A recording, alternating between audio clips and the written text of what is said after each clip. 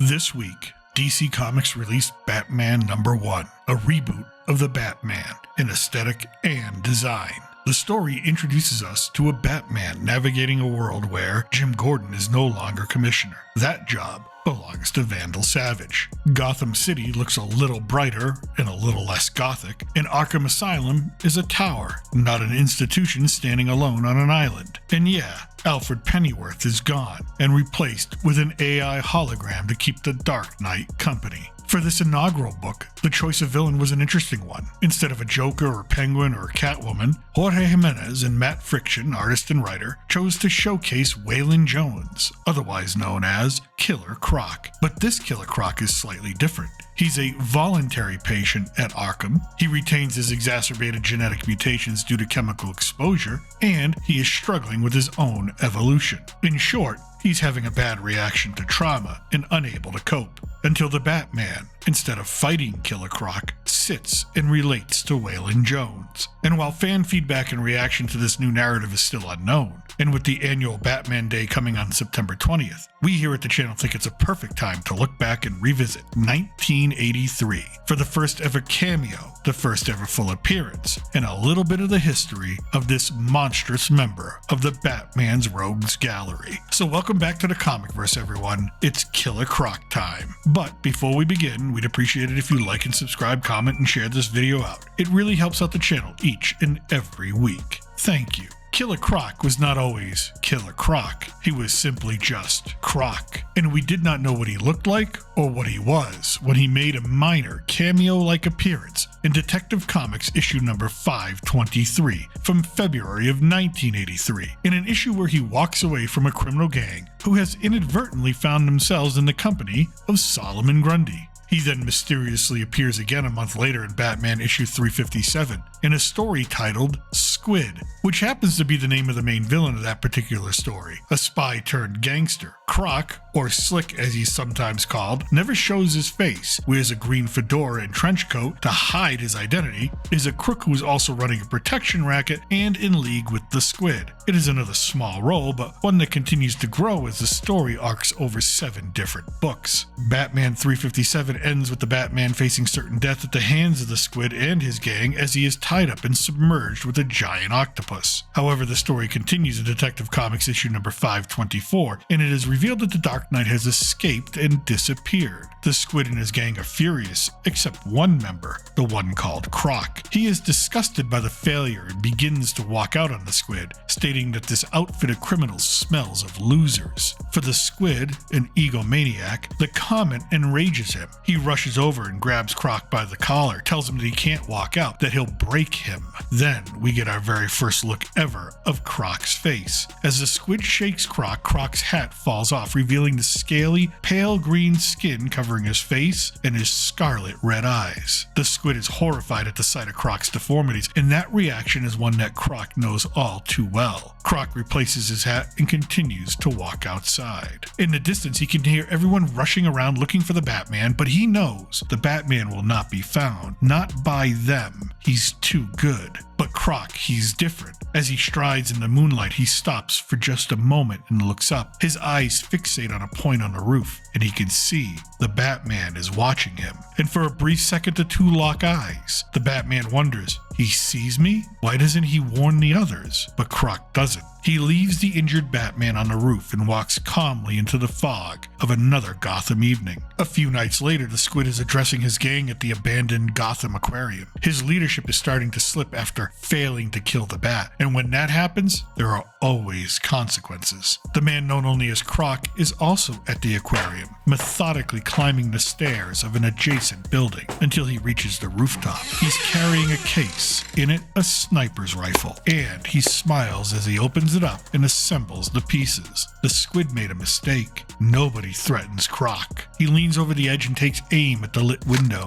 He has the Squid in his sights. He takes his shot, but he misses, shattering glass. The squid cowers to the floor, realizing that someone is trying to kill him and that it's coming through the window. And then something else comes through another window. The Batman crashes into the room. The squid and the Batman exchange a couple of blows, but it is the squid who gets the better of a still injured Dark Knight, landing a punch that floors our hero. Triumphantly, the squid stands over his fallen foe. He reaches into his waist and brandishes a revolver. It is time to end this, to end the Batman. It's over. For both the Batman and the squid, the gunshot seems oddly far away, but the sound of a bullet hitting flesh and the impact of a body against a cold marble floor is very close. The squid stands, smiling, repeats that it's all over, but the words echo ironically in his mind as darkness begins to close in. This is when he realizes that it's not fair, that he's not finished as he collapses, because nobody threatens Croc. One clean shot, and with that, Croc packs up and leaves. But the story does not end there. Batman issue number 358 continues Croc's rise, and in our first panel, we first get our villain's official moniker, Killer Croc, as he announces himself while walking into the Gotham City Tobacconist Club. He's there to make a demand, for you see the Tobacconist Club was built by Rupert Thorne,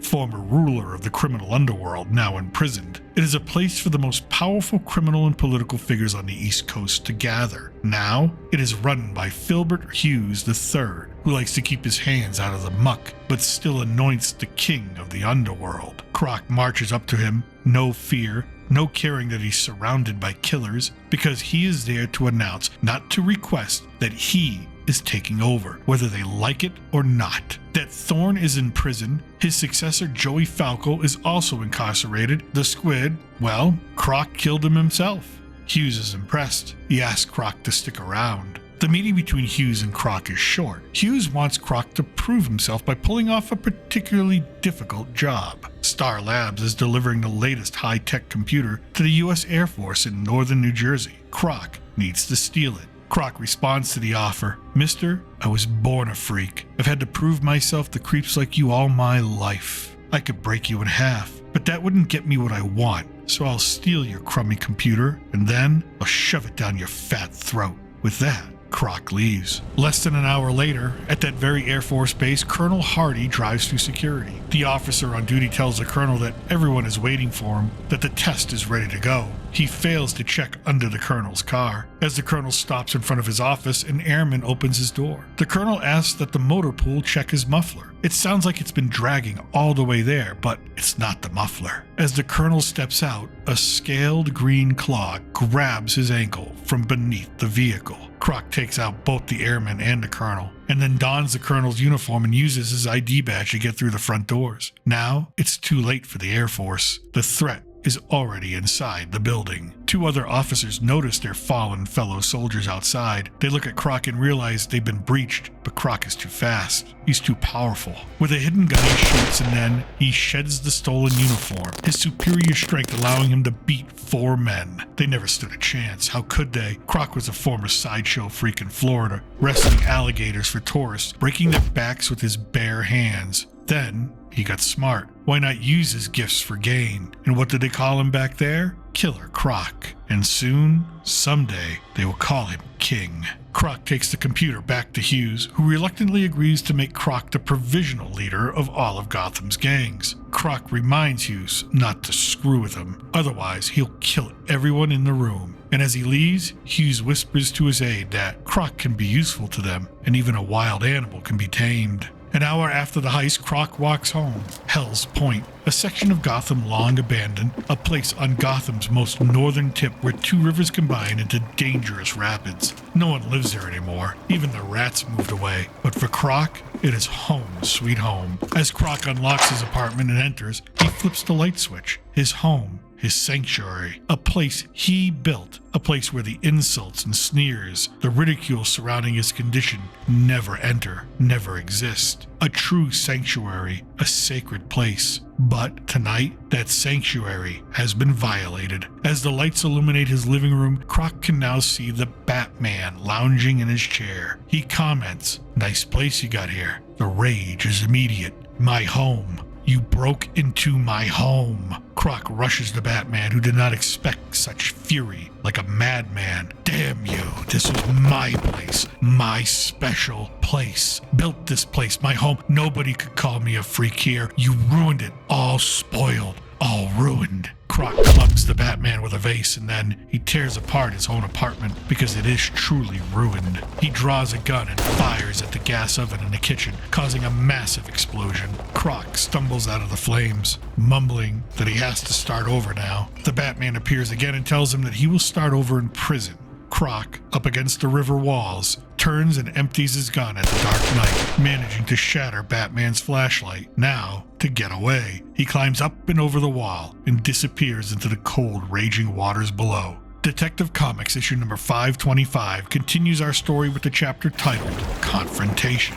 As the fire Croc started engulfs the building, the Batman is joined by Robin, the Boy Wonder, as he scuba dives for any trace of Killer Croc. But there's nothing. The Batman tells Robin everything that happened, how he tracked Croc, how he underestimated Croc's abilities, especially his speed, and how he would have a psychotic break from having his home invaded. The Batman counts himself lucky to be alive, but unfortunately, no one could have survived those rapids unprepared. The Batman believes Croc must have died, except as the Batman climbs up to his partner, he does not see Croc himself, hiding in the shadows of the water tunnels, watching the Bat's every move, listening to his every word.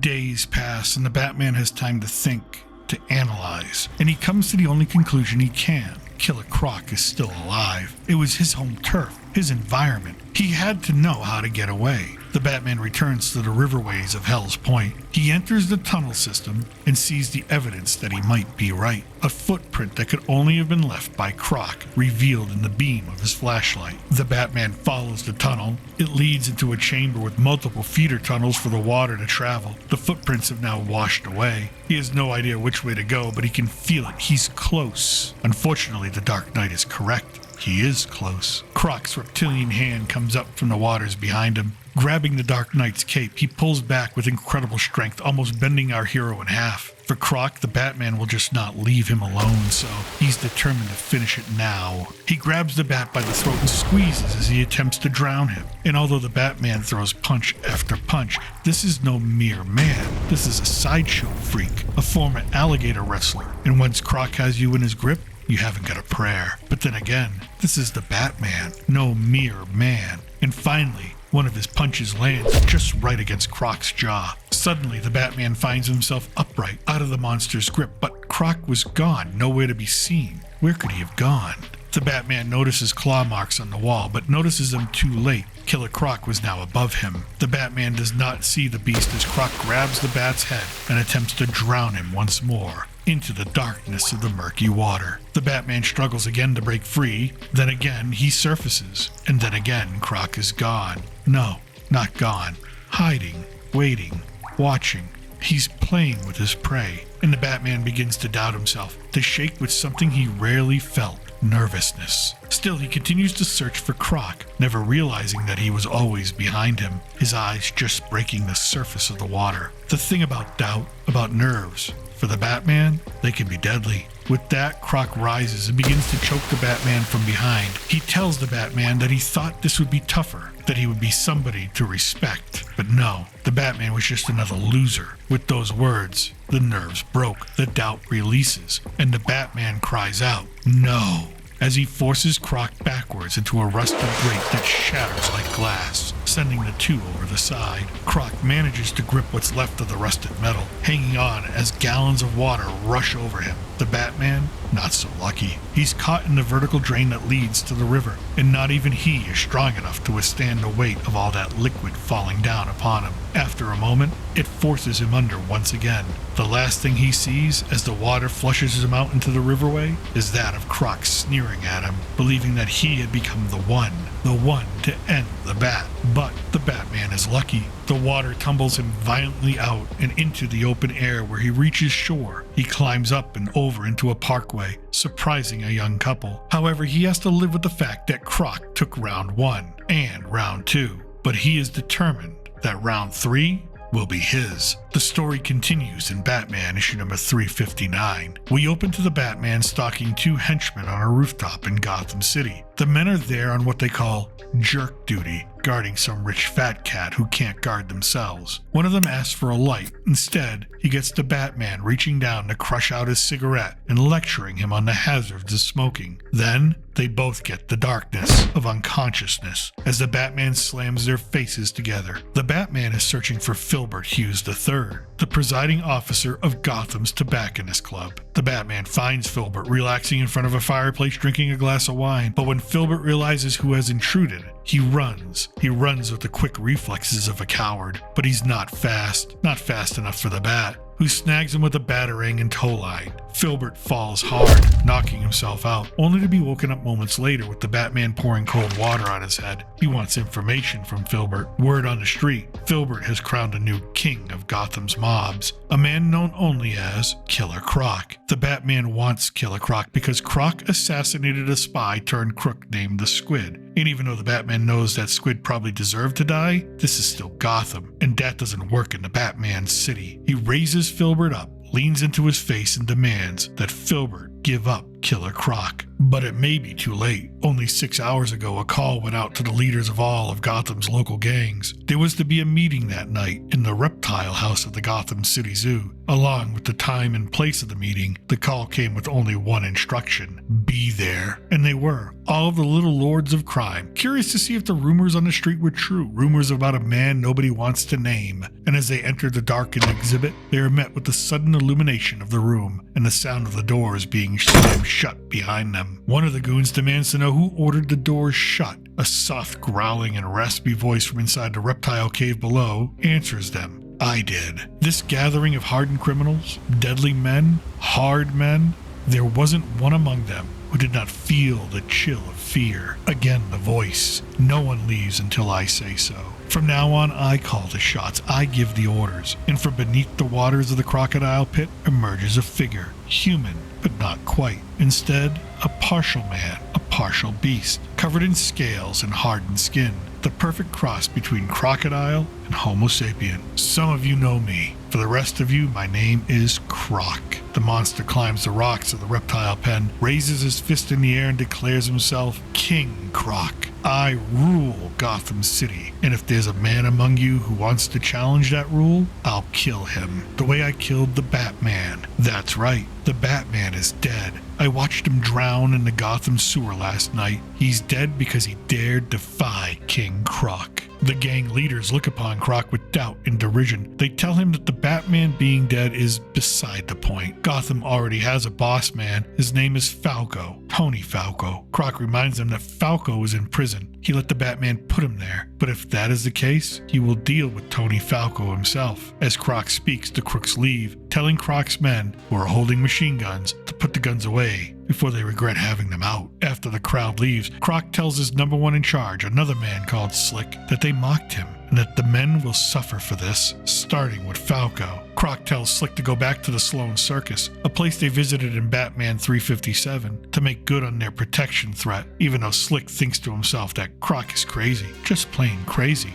Meanwhile, Commissioner Gordon lies awake in bed. Sleeping had become a luxury ever since his wife died. Besides, the life of a police commissioner never really afforded a good night's rest anyway. This night, he's disturbed by a tapping at his window. Someone was outside, and it could only mean one thing. As he looked onto his fire escape, he sees that the Batman has left him a gift. Filbert Hughes III and his bodyguards, tied up and ready for lockup. For the Batman, it was a dead end. Not a clue as to where Croc was or going to be, and he feels guilt for letting Croc escape last time. An hour later, at 1 a.m., at the new Gotham City jail, all is seemingly quiet. The guards on duty report in, and as usual, there's nothing to report. The inmates are all tucked into their cells, including Tony Falco. For the police, there isn't a chance for anyone to break out. However, they never actually designed the place so no one could break in. Killer Croc is determined to do just that, as he moves through the sewers underneath the feet of the guards, who are unaware of the monster lurking below. Croc uses his enhanced strength to bend open the new iron grates leading to the prison, and even though the guards hear something, they dismiss it as a tree creaking in the wind. Moments later, outside Tony Falco's cell door, an officer appears and commands Tony to wake up. He's got a visitor. Tony's confused. They've never let anyone inside before, and as he turns on the light, he's greeted by Killer Croc, wearing a blood-splattered uniform and holding a knife. The next thing anyone hears are the blood-curdling screams of a man being sliced open. More guards rush to Tony's cell only to find the pieces that are left of him, and blood everywhere. Then,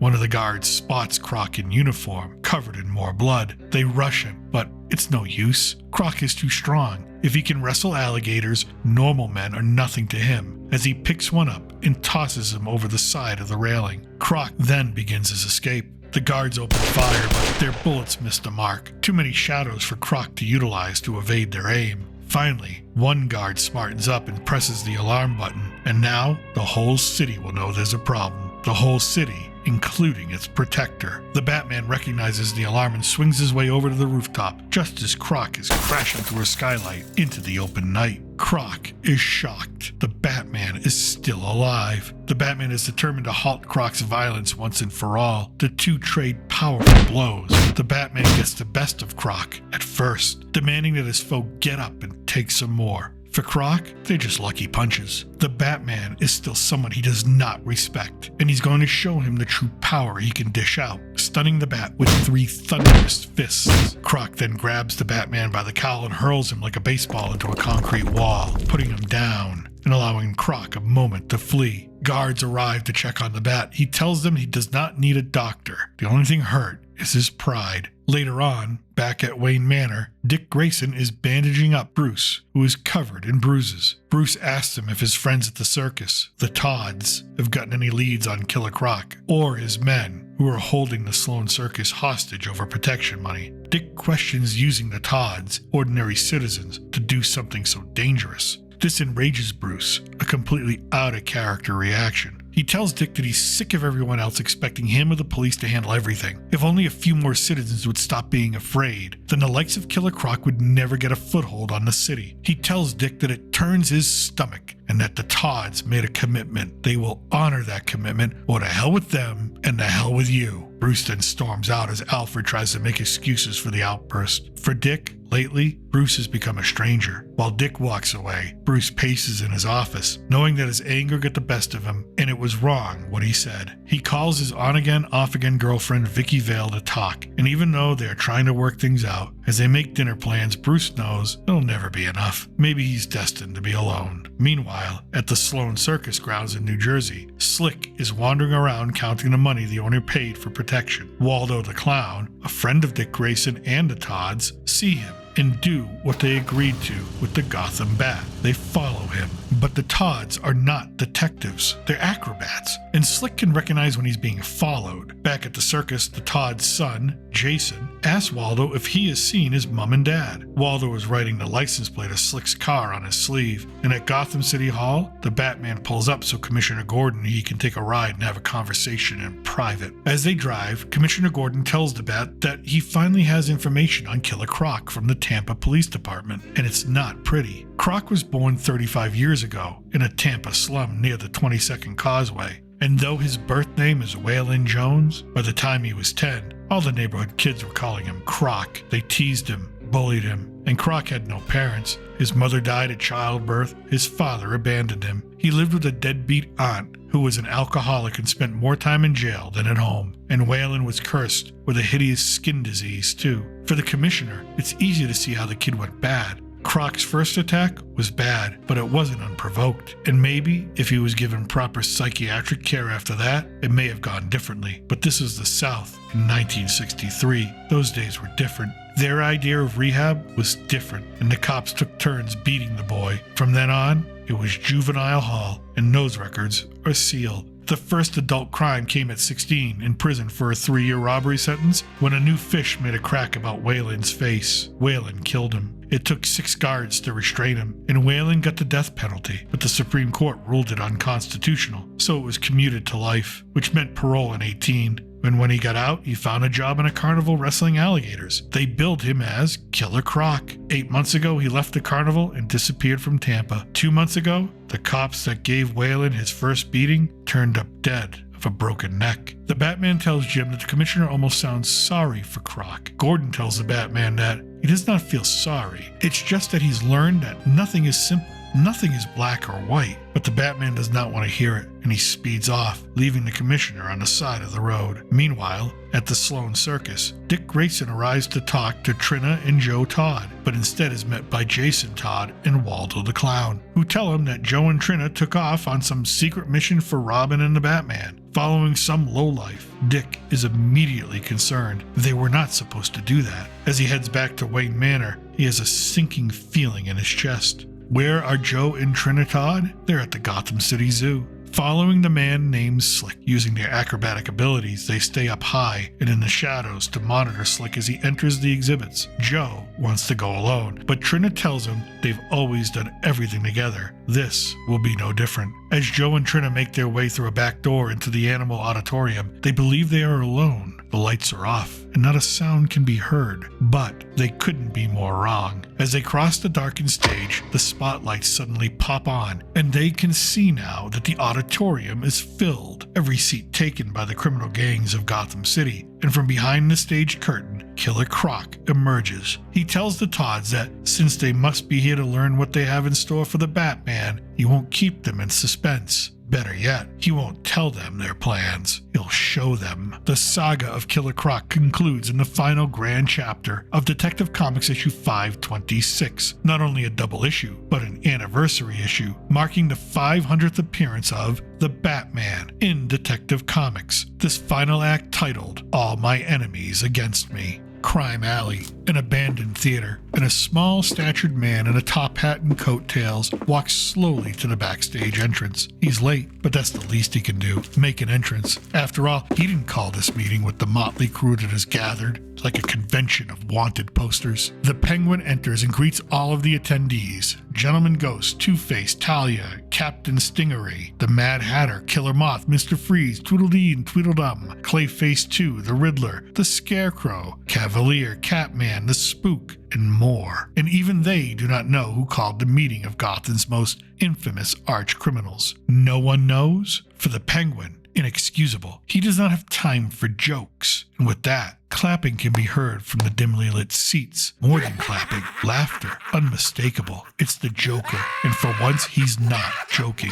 The Clown Prince of Crime climbs the stage and tells them all that they have trouble with a capital T, and that rhymes with C, which stands for Croc, the man who's trying to steal their very thunder by killing the Batman. The Joker then shows the crowd of ne'er-do-wells the only picture he has of Croc, still covered, still hidden by his hat and trench coat. In the rafters above, the Catwoman lays low, but here's the Joker's message. Kill the Batman, the man she loves? The Joker tells him that they only have one choice: to beat Croc to the punch and do the job themselves. Catwoman wastes no time. She flees the theater and heads off to the Batcave to warn her lover. For Mr. Freeze, he's all in on the plan. For Talia, she's out. She tells him that it's not right. All of them against one man? But she has a different reason for wanting out. She too is in love with the Bat. The Joker does not hesitate. He asks Mr. Freeze to count her out permanently. With that, Freeze pulls his weapon and launches a beam of cold at Talia, only to have Captain Stingeray take the blast for her. And now, Talia's only option? Use the block of ice that used to be her partner as a weapon. She pushes it over onto Freeze while avoiding Batman's advances. As she does, she announces that all of them are wrong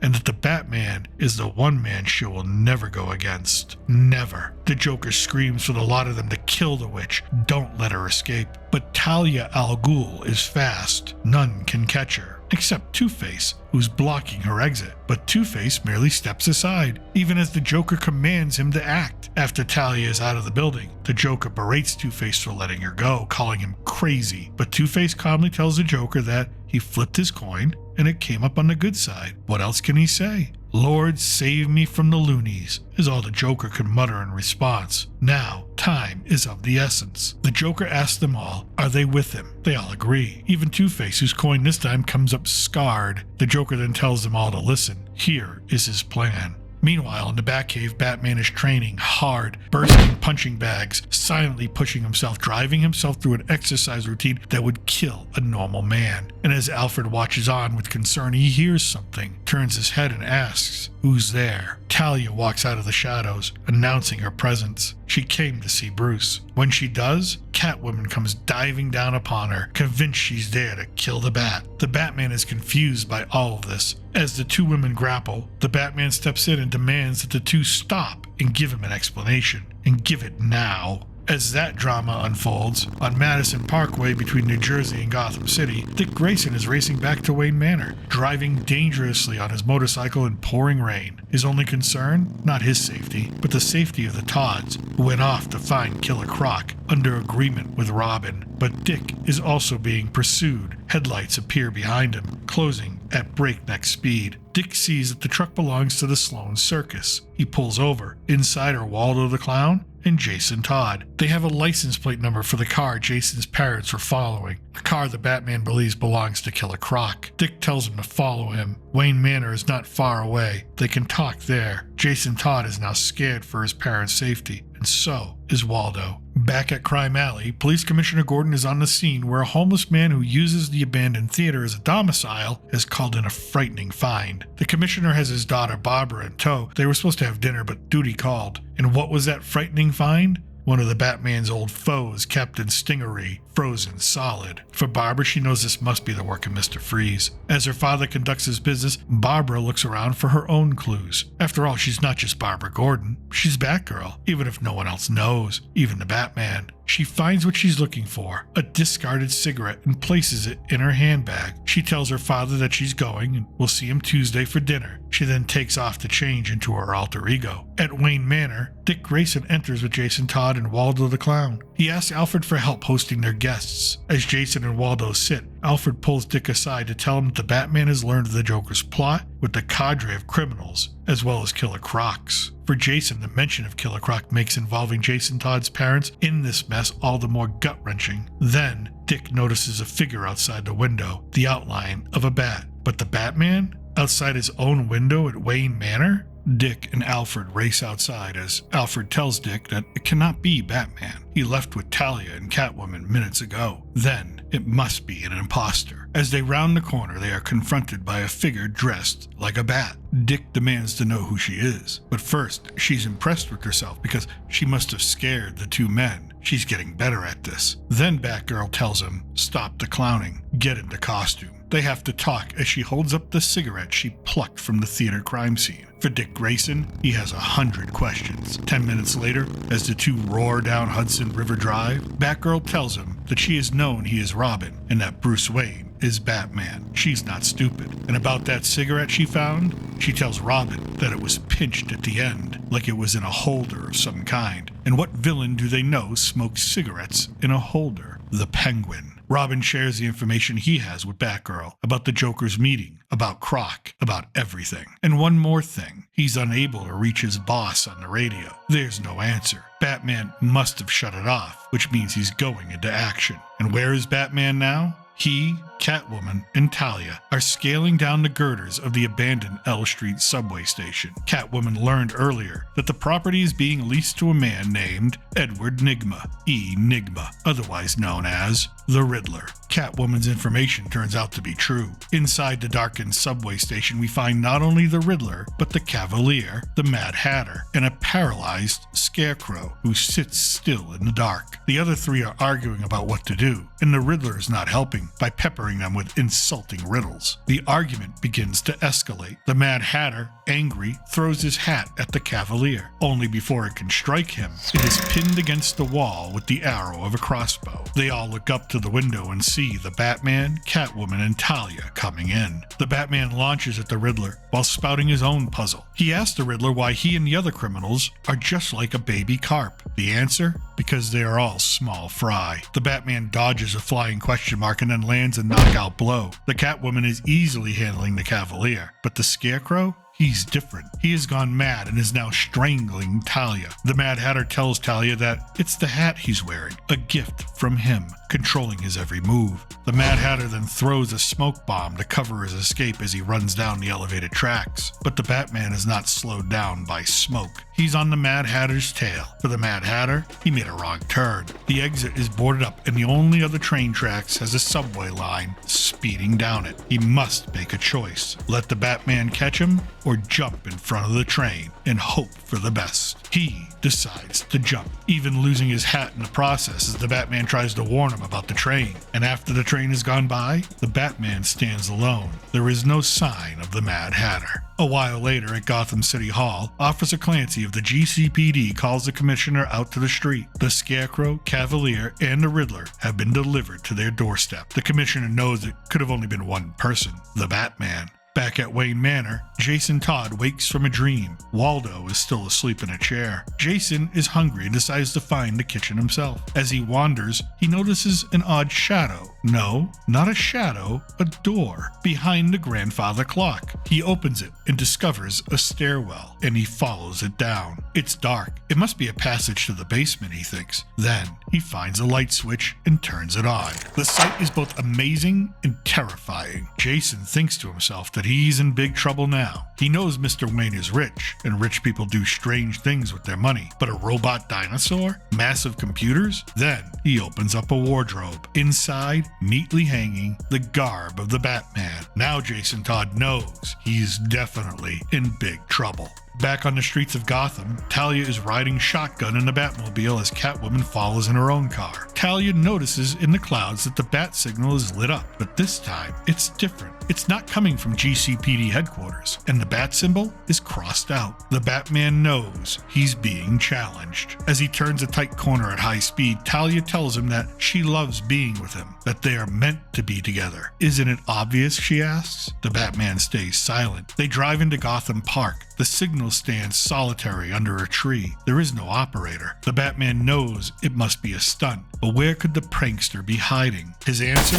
Inside the signal. As the signal man bursts through the illuminated glass, Talia raises her crossbow. All she needs is a clear shot, but there is movement behind her. As she turns, she fires. The spook, in his green robe, takes the shot and his robe falls lifeless. But it's a trick, and the spook's voice rings out. You can't kill a spook. And as the spook reappears behind her and smothers her nose and mouth, he then tells her, but a spook can kill you. As Talia struggles, the Batman takes a signal shot to the abdomen. The signalman boasts that he knew if he could surprise the Bat, that he could beat the Bat. The Batman responds that the day Signalman can beat him is the day he hangs up a retirement sign. With that, the Batman delivers a jaw-crushing boot to the signalman's face. But the danger is not over. Waiting as backup is Mr. Freeze. However, the Batman has his own backup. Catwoman is perched in the trees above him and drops onto the Mad Doctor. What she does not see is that the Black Spider is also there, hiding in the leaves above her. And as she drops, the Black Spider does as well. Freeze takes the brunt of the fall. His freeze ray goes off, turning the ground to solid ice just before his chin smashes into it. Now, it is just the spider and the cat. The Black Spider shoots a poison dart at Catwoman, who barely avoids it. By now, Talia, trained by her grandfather to fight, has the spook in her grasp and tosses him violently into the bat signal, taking him out. The Batman and Talia reunite. Talia is concerned about the injury to Batman's ribs, but the Batman is concerned only about the map he has found in the signalman's cloak pouch. A map with no street names or numbers, just buildings, and one marked off with an X. He tells Talia that they will figure this all out when they get back to the cave. He casually looks over his shoulder and asks if Catwoman needs any help. Catwoman answers, not with these two. They should have remembered. Cats never lose their footing. As the trio regroup,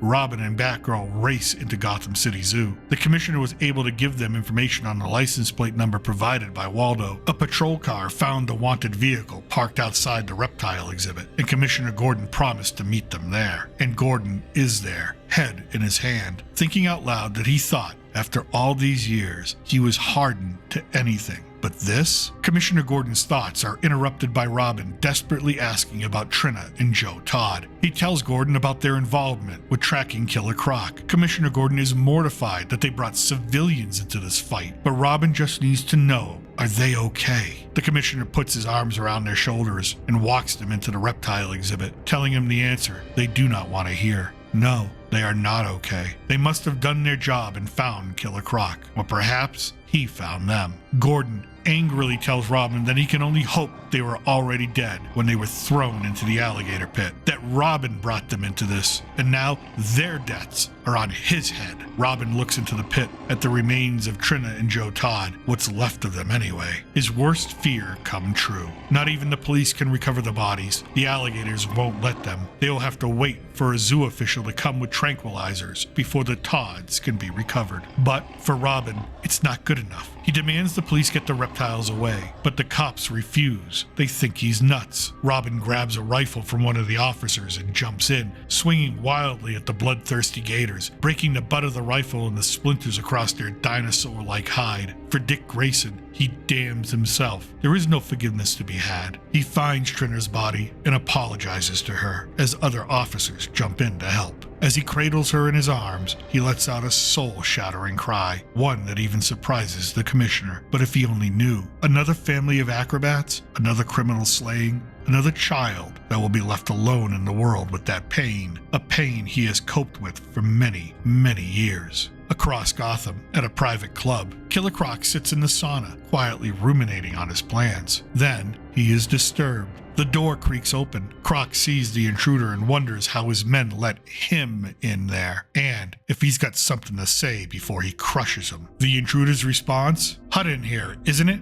I'd like a word, Croc, as one king to another. The Joker shows no fear as he walks up to Killer Croc. For Croc, the Joker is old news. He's history, and he grabs him by the throat. The Joker begs for him to wait. He wants to cut a deal. Croc decides to listen. The Joker tells him that he has learned that some of his friends, ex-friends, have conspired to usurp King Croc by killing the Batman themselves. Naturally, the Joker did not want to be party to any such deed, but he figured he could make an alliance, a deal with Croc. After all, the Joker knows exactly what is going to happen, what is planned, when, and where. Croc, still suspicious, tells the Clown Prince that they can talk outside. This gives the Joker a reason to smile, because inside that sweaty mind, his real plan is working. And after this whole thing is done, there will be only one true king of crime, and that will be the Joker. Still exploring the Batcave, Jason Todd realizes he has discovered the identity of the Batman. He rummages around a steamer trunk. Inside, all of Robin's old costumes from the circus. He digs one out, tries it on, and with a confidence and ear-to-ear smile, declares that he looks terrific. Then he hears the roar of a car. He closes the trunk and hides behind it. He sees that the Batmobile is entering along with another car behind it. The Batman explains to the two women that the Bat computer has files on all of Gotham's maps. All he has to do is feed the fragment into the computer, and what would take hours will just take seconds for the machine. It will give us the location we are looking for, and seconds later, the computer does just that. And as the three of them are busy with the screen, Jason Todd takes the opportunity to push the limits of courage. He moves to the trunk of the Batmobile, opens it,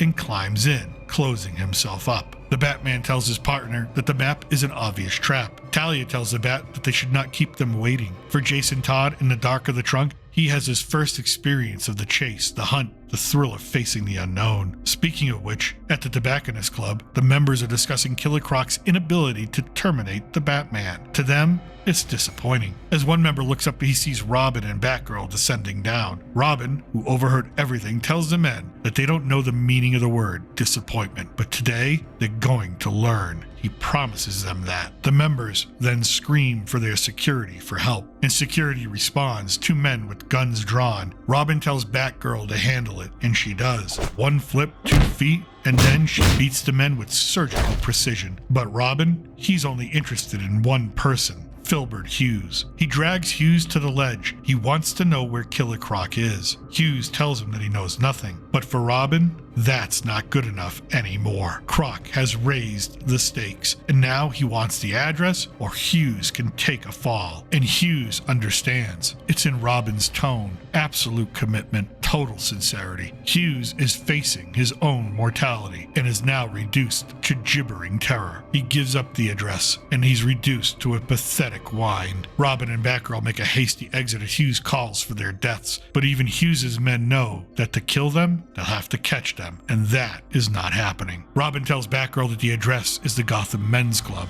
the old Ansonia gym, and that is exactly where they're headed. When they get to the gym, Robin goes berserk. He begins beating everyone while interrogating them. No one is giving up Killer Croc, but for Robin, he will get the tip he's looking for, no matter how rough he has to get. Finally, one of the members gives up the information. Killer Croc is at the Old Adams Brewery. Doesn't matter though. To the goon, Croc will peel Robin like an onion, and there's a trap there for the Batman. Chances are, he already got himself killed. Robin drops the weightlifter and gathers Batgirl. There's no time to waste. They can call Gordon on the way. The Adams Brewery was one of the 7 in Gotham before the brand names moved in. The Adams Brewery was the last to shut down 3 months ago. The Batman and his team climb to the roof and enter, but something is off. It should be cold inside, but it's not. It's warm. The furnace is burning. Someone is there. The Batman searches a room with a flashlight. Then, Catwoman sees it. On the floor,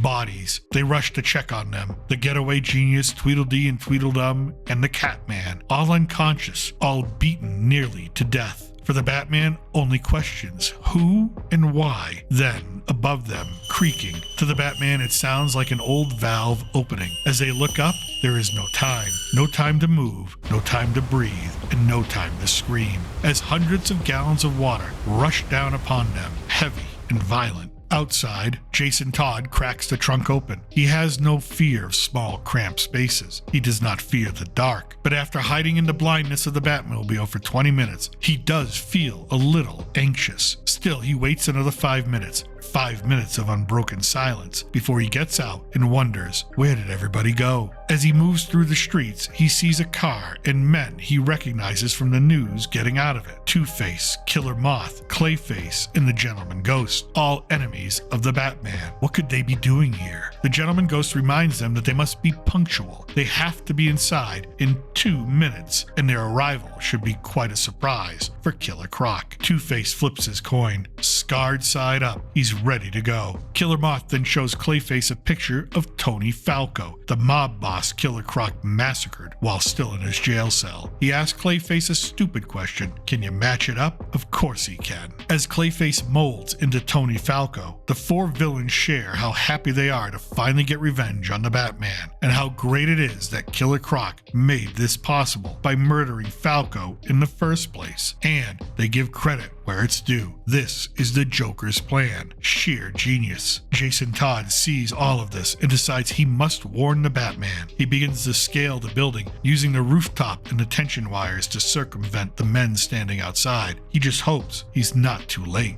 No time. That is the first thought to enter the Batman's head when he comes to. He, Talia, and Catwoman are strung up on a large brewing vat, and then the horror of what could be enters his mind next. The first face the Batman sees is one that does not surprise him, only angers him. That of the Joker, who taunts him from below. He tells the Batman that the vat will only get hotter as it is turned on. And yeah, they pulled the regulators from it, so eventually it will explode. The Batman malted to death. With that, the Joker lets out a cackling laugh. But in the shadows, Killer Croc stands and watches. He removes his clothes to his wrestling trunks. He walks out, orders the Joker to cut the Batman down. He's got a score to settle with the man who ruined his home. The Joker pleads with Croc to be reasonable, but Croc won't have it. The men reach up and cut the Batman's ropes. As the Batman lands, he asks about Talia and Catwoman. Croc could care less if they burn to death. The Joker tries to reason again with Croc, but is met with a massive backhand. The Joker wipes away blood from his lips, smiles, and acquiesces. Besides, when Two-Face and the others arrive, the Joker will make his own statement. Croc tells the Bat that this is between you and me. No tricks,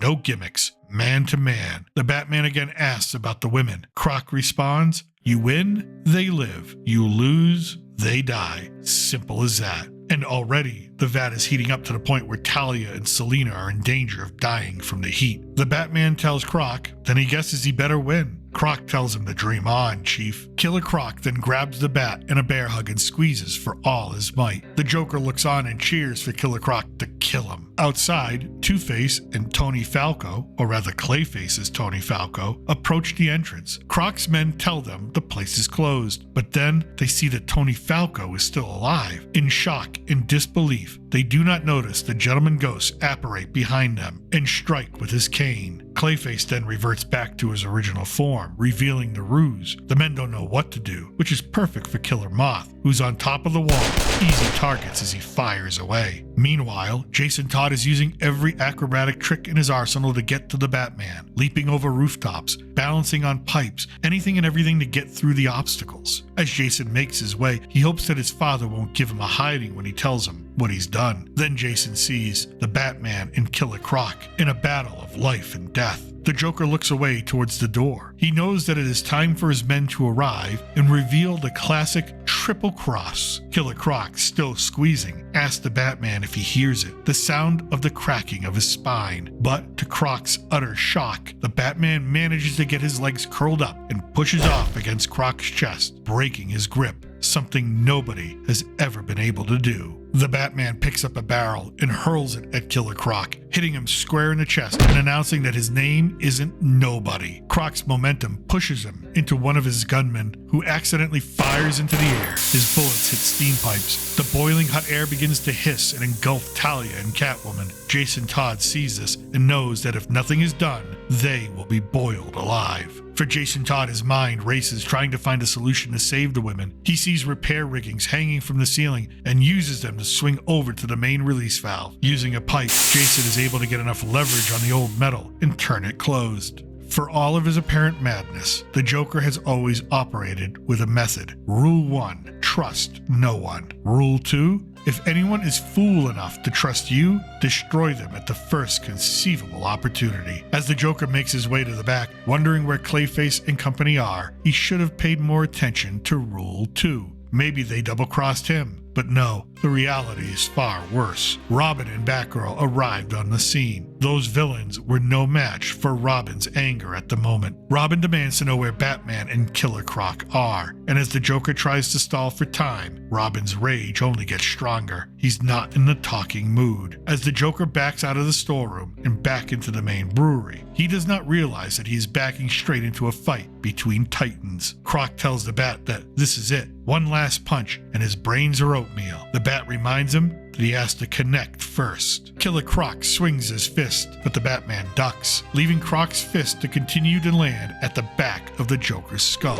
As the Joker collapses, Robin and Batgirl catch him. The Batman, as surprised as anyone at the Joker's unfortunate fate, turns away from Croc, something Croc is very happy about, as he picks up a large pipe. As Batman turns back to Croc, he sees the massive steel pipe in the air. Batgirl yells to him that Killer Croc killed the Todds, that they found their bodies at the Gotham City Zoo. Batman's only response, "My God." Croc tells the Bat that it's all over, creep, but before he can swing, Jason Todd comes crashing down on the back end of the pipe, and like a seesaw, it lifts out of Croc's hands, stumbling him enough for the Batman to land an uppercut, finally knocking Killer Croc out. The Batman turns to his fallen foe, and then a moment of deja vu. A caped figure jumping on top of an unconscious Killer Croc could have been another boy from long ago. The anguish, the twisting face filled with pain, might once have been Bruce Wayne's. It might once have been Dick Grayson's. Now it is this boy screaming that Croc killed them. Croc killed his mother. Croc killed his father, and all Batgirl and Robin can do is try to pry him off of Croc as Jason begs for it not to be true. Robin holds Jason, apologizes over and over again that he did not want him to find out this way. Batman quietly asks Batgirl to cut down Catwoman and Talia in a voice that Batgirl has never heard before, a somber voice, a voice filled with regret, and she wonders what is going through the Batman's head.